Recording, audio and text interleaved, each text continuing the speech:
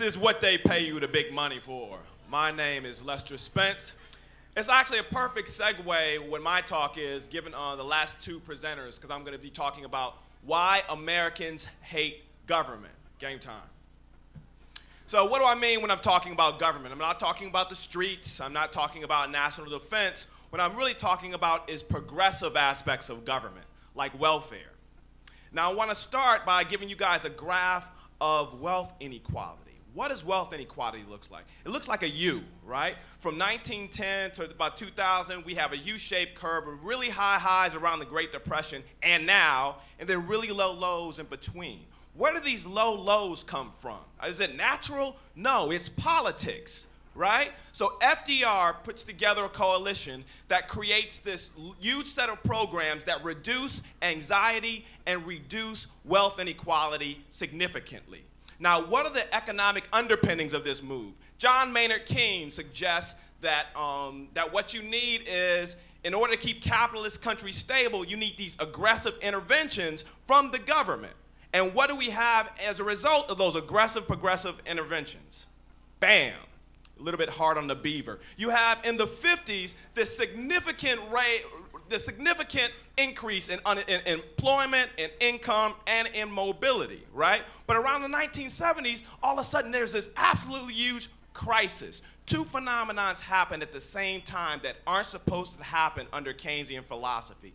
High levels of inflation, high levels of unemployment. Keynes was absolutely wrong. So there's this gap. You know, how do we deal with this? How do we create this new movement? How do we deal with what is, in effect, a global crisis? What's the solution? What we call neoliberalism.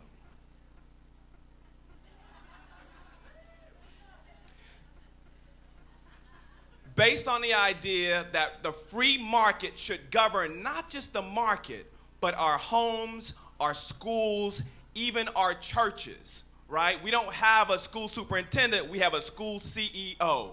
What we see is the natural consequence of neoliberalism. High levels of anxiety, high levels of unemployment, high numbers of foreclosure, right? So how does this happen?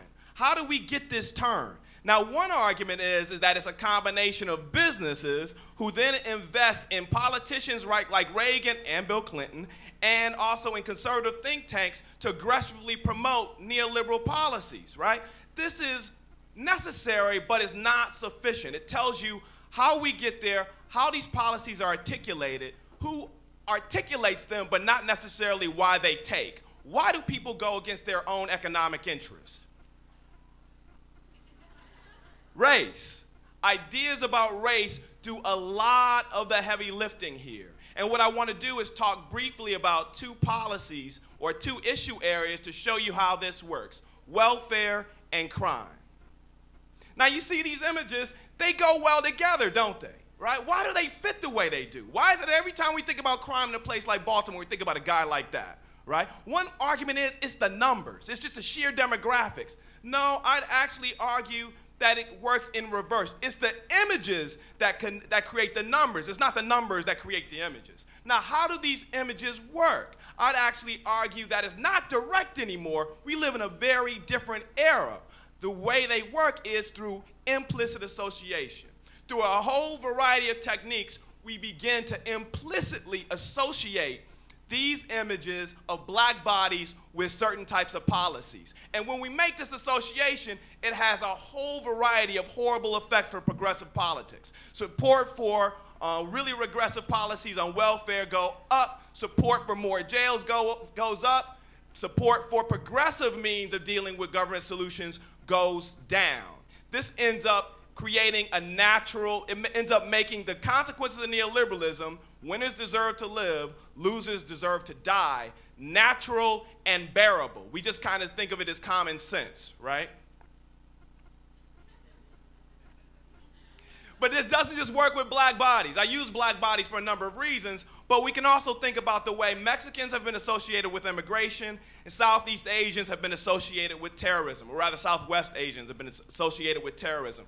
To drive support for progressive policies up, to decrease support for progressive policies. W.B. Du Bois said that the problem of the 20th century is the problem of the color line. The problem of the 21st century is the problem of the color line. What I'd like to do is begin this conversation. I want to see if I could do like a 5-minute bit, an hour lecture in 5 minutes. If you want to holler at me, that's my QR code. My name is Lester Spence. It's been a good day. Thank you.